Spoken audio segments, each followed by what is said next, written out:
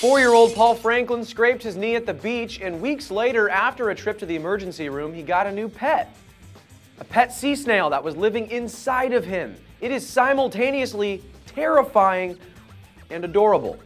Paul and his family were on vacation at the beach in Spooner's Cove, California, when he fell on some rocks and scraped his knee. Paul's mom, Rachel, cleaned the wound and dressed it, and didn't think much of it. Little did she know, for the first time ever, the correct course of action would have been to salt the wound, because there was a snail in there. A few weeks later, the wound still wasn't healing, and in fact, was getting worse. Rachel told CBS LA, "His knee was the size of an orange." I haven't heard someone so excited about how swollen their knee was since my grandpappy predicted the Great Storm in '94.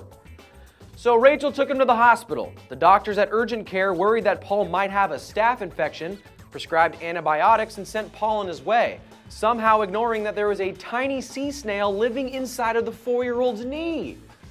But it makes sense, because if I've learned anything from my favorite show, Grey's Anatomy, doctors are way too busy being sexy as hell to notice snails living in 4-year-old children. I'm gonna miss you, Dr. Yang. While the antibiotics helped, Paul's wound still wasn't healing, and even though those sexy doctors told her not to, Rachel decided to drain Paul's wound.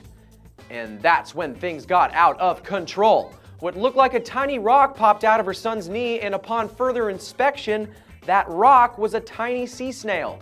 So Rachel did the logical thing and sauteed it in a pan with butter and herbs. Wait, sorry, I forgot this story takes place in California, not France.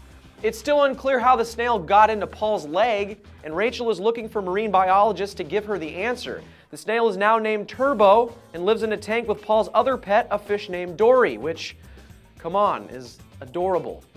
Alien would be a much different movie if John Hurt just kept that thing that popped out of his chest as a pet. The last word on this story has to belong to young Paul, who told CBS LA what he thought of the event. I thought it was kind of crazy. Crazy indeed, Paul. Crazy indeed.